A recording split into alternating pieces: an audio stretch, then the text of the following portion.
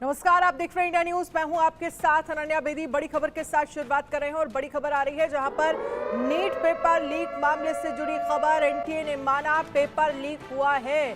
Supreme court की तरफ से यह कहा गया नीट यूजी परीक्षा फिर से होनी चाहिए। वकील की तरफ से कहा गया एनटीए ने फॉर्मल एसओपी फॉलो नहीं की। ये वकील की तरफ से कहा गया पेपर लीक हुआ है, ये एनटीए ने खुद माना है। ये सीजीआई की तरफ से कहा गया। अगर एनटीए ये मान रही है कि पेपर लीक हुआ है तो इसका मतलब क्या आने वाले वक्त में दोबारा से नीट एग्जाम हो सकता है। और अगर ऐसा होता है तो छात्रों के लिए बड़ी राहत होगी, उन छात्रों के लिए जो लगातार ये मांग कर रहे थे कि नीट परीक्षा दोबारा होनी चाहिए, फ्री नीट होना चाहिए। 24 लाख छात्रों के भविष्य का ये सवाल है और लगातार India news NEET paper leak से जुड़े तमाम सबूत, तमाम दस्तावेज आपके सामने रख रहा है। आयुष शर्मा दिल्ली से हमारे साथ लाइव जुड़ गए हैं। Ayush Sharma, NEET paper leak मामले से जुड़ी क्या बड़ी जानकारी है आपके पास? कोर्ट में क्या हुआ आज? जी बिल्कुल, लगातार हम कोर्ट को सुबह से मॉनिटर कर रहे हैं जब से ये बेंच बैठी है और उसके बाद से कार्रवाई शुरू हो चुकी है। सबसे पहले जब बेंच ने लंच ब्रेक के बाद इस मामले को सुनना शुरू किया था तो ये बात कही गई थी कि पहले उन पिटिशनर्स को सुना जाएगा, उन लोगों को सुना जाएगा जो नीट का एग्ज़ाम कैंसिल कराने की बात कर रहे हैं। उसके बाद दूसरा पक्ष सुना जाएगा गवर्नमेंट का और एनटीए का। जब दोनों पक्षों को सुन लिया गया तो अब कोर्ट में ऑर्डर पढ़ने की कार्रवाई चालू है, यानी चीफ जस्टिस ऑफ इंडिया फिलहाल ऑर्डर पढ़ रहे हैं। और इसी बीच सबसे बड़ी ब्रेकिंग न्यूज़ ये है कि उन्होंने सीबीआई को स्टेटस रिपोर्ट फाइल करने का निर्देश दिया है। यानी सुप्रीम कोर्ट में अब स्टेटस रिपोर्ट फाइल करेगी सीबीआई। जितनी भी एफआईआर पूरे देश भर में हुई है, फिर चाहे वो पटना में हुई हो, यूपी में हुई हो, गुजरात में हुई हो, हरियाणा में हुई हो, इन सबको एक कलेक्टिव तरीके से सीबीआई अब प्रस्तुत करने वाली है सुप्रीम कोर्ट में। ये बड़ा ऑर्डर इस वक्त सुप्रीम कोर्ट ने दे दिया है स्टेटस रिपोर्ट फाइल करने के लिए। और अभी तक ये कयास लगाया जा रहा है। जी आयुष, ये जो बड़ी जानकारी सामने आई है जिसमें कोर्ट की तरफ से ये कहा गया कि एनटीए ने खुद माना है कि नीट का पेपर लीक हुआ है और जिस तरह से जो फॉर्मल एसओपी है उसे फॉलो नहीं किया गया, एनटीए ये मान रहा है। ये किस तरफ संकेत देता हुआ दिख रहा है? देखिए, इस समय अगर हम ये बात कहें कि कोर्ट ने ये बात मान ली है कि पेपर लीक तो हुआ है, लेकिन ये पेपर लीक का कितना बड़ा जाल यहाँ पर बुन चुका है ये अभी तक कोर्ट जो है वो पता लगाने में नाकाम रहा है। कोर्ट ने यही बात बहुत स्पष्ट तरीके से कह दी है कि इस चीज़ को हमने मान लिया है कि नीट यूजी 2024 में पेपर लीक का मामला है। यानी कोर्ट इस बात को ऑन रिकॉर्ड ले चुका है, एडमिट कर चुका है कि पेपर लीक हुआ है। और ये चीज़ अब कहीं ना कहीं हम कह सकते हैं कि बड़े रूप में सामने आएगी, क्योंकि कोर्ट ने इस बात को एक्सेप्ट कर लिया है कि पेपर लीक हुआ है। अब इसी के आधार पर जो पिटिशनर्स है वो आगे की कार्रवाई करेंगे। हो सकता है कि गुरुवार को इस मामले में सुनवाई की जाए, क्योंकि सुप्रीम कोर्ट की तरफ से बात कही गई थी कि हम इस पर एक दिन रुककर पिटिशनर्स के लिए जवाब दाखिल करने का इंतजार कर लेते हैं। लेकिन सॉलिसिटर जनरल तुषार मेहता जब कोर्ट में मौजूद थे, उन्होंने कहा क्यों ना हम इसे गुरुवार को कर ले। तो अभी ये कयास लगाया जा रहा है कि इस मामले की अगली सुनवाई गुरुवार को की जा सकती है, लेकिन अभी तक ऑर्डर पढ़ा जा रहा है। ऑर्डर के लास्ट में बताया जाएगा कि मामले की सुनवाई कब की जाएगी। इस वक्त यानी और अगर बात करें आज पूरे दिन में सुप्रीम कोर्ट को लेकर सबसे बड़ी खबर यही है कि सुप्रीम कोर्ट ने यह चीज मान ली है कि धांधली हुई है। अब यहां पर एक और बात अहम इस कड़ी से जुड़ी हुई सामने आती है, वो ये पहली बात ये कि सुप्रीम कोर्ट ने यह चीज मानी कि पेपर लीक हुआ है, लेकिन यह बात अभी तक पता नहीं चली कि कितने बड़े पैमाने पर यह पेपर लीक हुआ।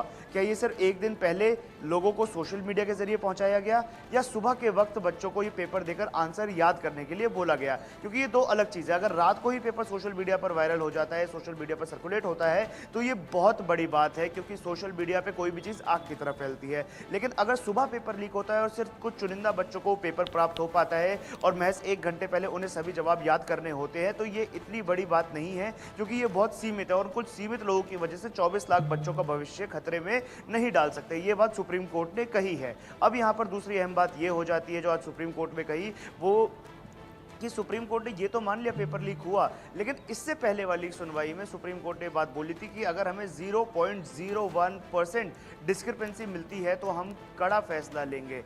यानी डिस्क्रिपेंसी तो हुई है, ये बात सुप्रीम कोर्ट ने मानी। कोई एक राज्य का मामला नहीं है, सिर्फ और सिर्फ इसमें बिहार की इन्वॉल्वमेंट नहीं है, इसमें गोधरा का एक सेंटर भी शामिल है, इसमें राजस्थान का झालावाड़ भी शामिल है इसमें, उत्तर प्रदेश का प्रयागराज भी शामिल है। ऐसे तमाम जगह हैं जहां पर ये खबरें सामने आ रही हैं कि नीट पेपर लीक जो है वहां के तार यहाँ से जुड़े हैं। झारखंड भी शामिल है, तो कोई एक राज्य का मामला तो है नहीं, 5-6 राज्य तो मैंने आपको बता दिए। और अगर सीबीआई इस पर गहन जांच करेगी तो हो सकता है और राज्यों के इन्वॉल्वमेंट भी जो है वो सामने आ जाए। जी बिल्कुल, लगातार सीबीआई ने अपना शिकंजा उन लोगों पर कसना शुरू कर दिया है जो भी लोग इस मामले में, इस पेपर लीक के मामले में पकड़े गए थे। उन लोगों से लगातार पूछताछ की जा रही है, उन लोगों से जानने की और कुरेदने की कोशिश की जा रही है कि आखिर कहां पर ये पूरा पेपर लीक का नेक्सस फैला हुआ था। अगर दो मुख्य केंद्रों की बात की जाए तो वो रहे थे पटना और गोधरा।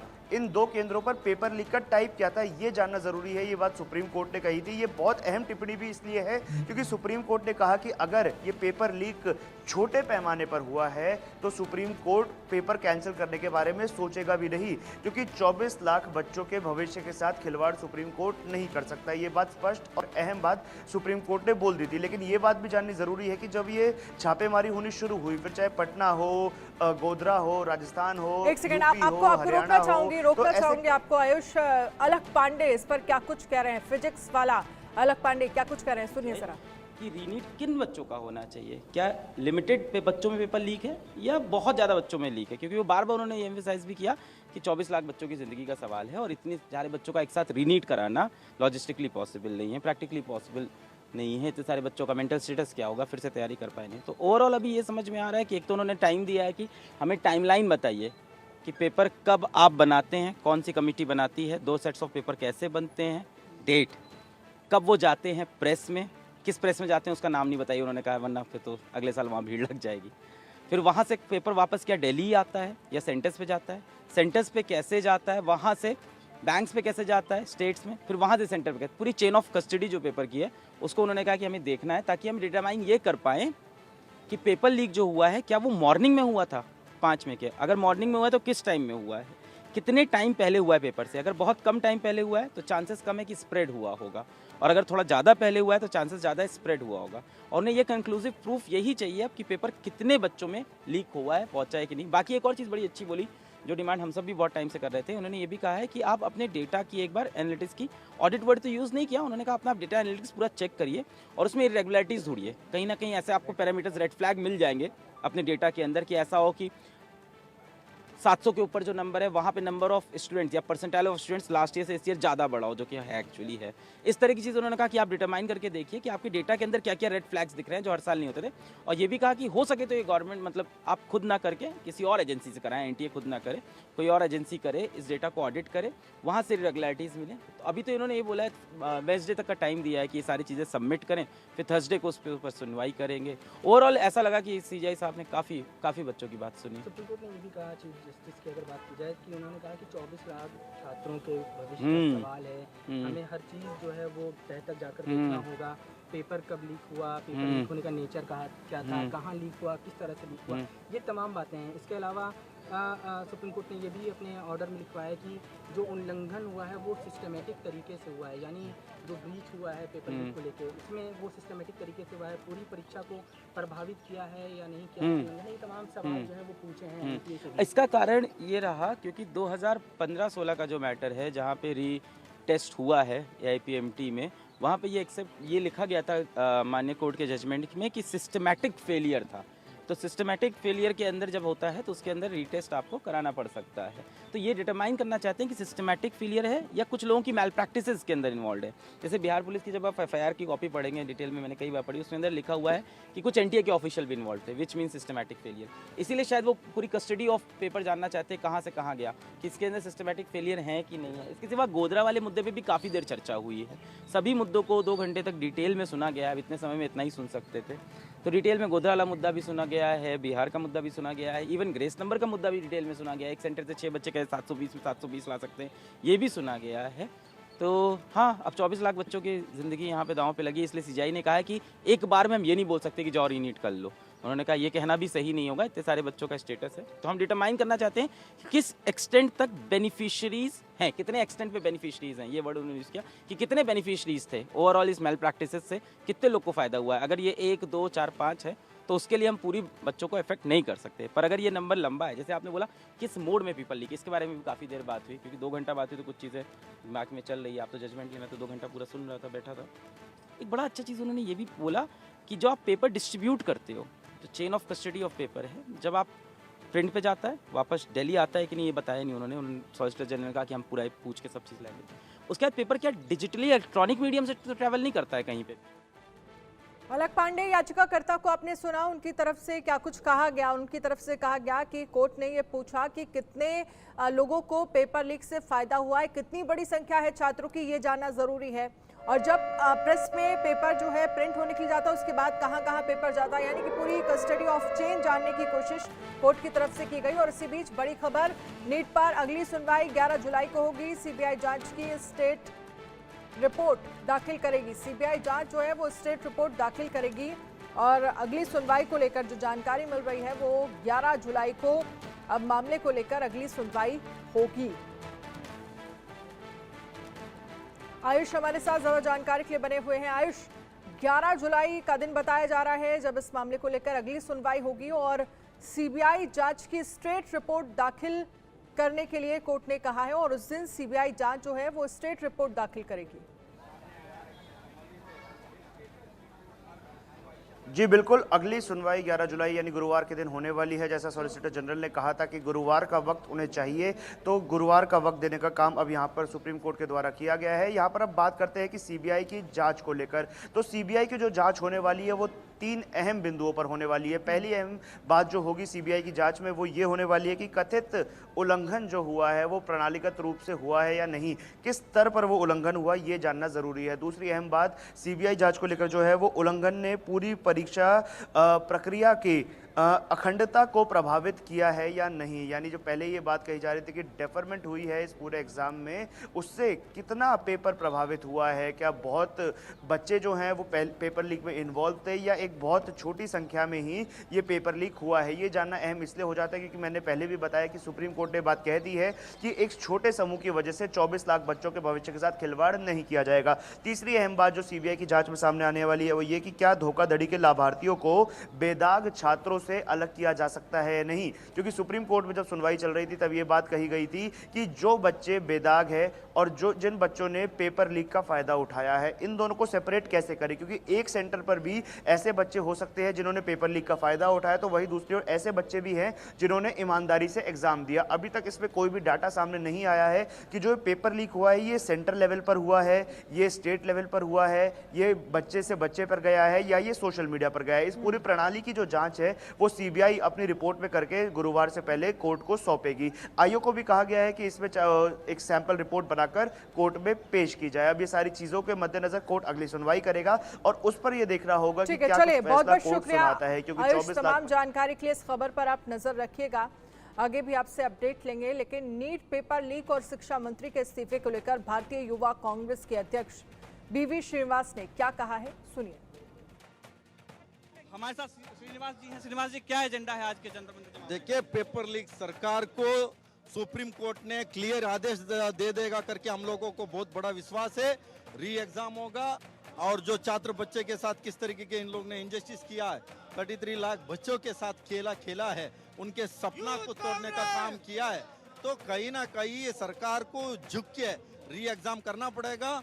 धर्मेंद्र प्रधान, लीकेंद्र प्रधान का इस्तीफा लेना पड़ेगा। मामला कोर्ट में है, आज सुनवाई है, एक तरफ सुनवाई चल रही है, एक तरफ आपके जो लोग हैं कार्यकर्ता हैं वो धरना दे रहे हैं, इस पे क्या कहेंगे? देखिए, सारे इंडिया गठबंधन का जो फ्रंटल है, हम लोग आज सांकेतिक तौर पे हम लोग ने प्रोटेस्ट कर रहे हैं, इसको आगे बड़ी लेवल पे हमने प्रोटेस्ट करेंगे। तो आप सुन रहे थे श्रीनिवास बीवी जी को, इनका साफ कहना है कि एनटीए को बैन किया जाए और धर्मेंद्र प्रधान का इस्तीफा दिया जाए। कैमरामैन अनीस के साथ मैं आदित्य कुमार, इंडिया न्यूज, दिल्ली।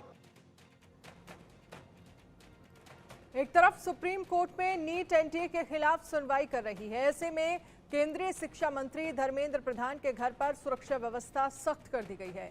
धर्मेंद्र प्रधान घर पर ही हैं, वो आज मंत्रालय नहीं गए थे, कोर्ट की सुनवाई पर नजर बनाए हुए हैं। ये रिपोर्ट देखिए। नीट एनटीए के खिलाफ में सुप्रीम कोर्ट सुनवाई कर रहा है, ऐसे में जो विपक्ष है वो भी बहुत ही हमलावर है, ऐसे और छात्र संगठन है वो भी आंदोलन कर रहे हैं।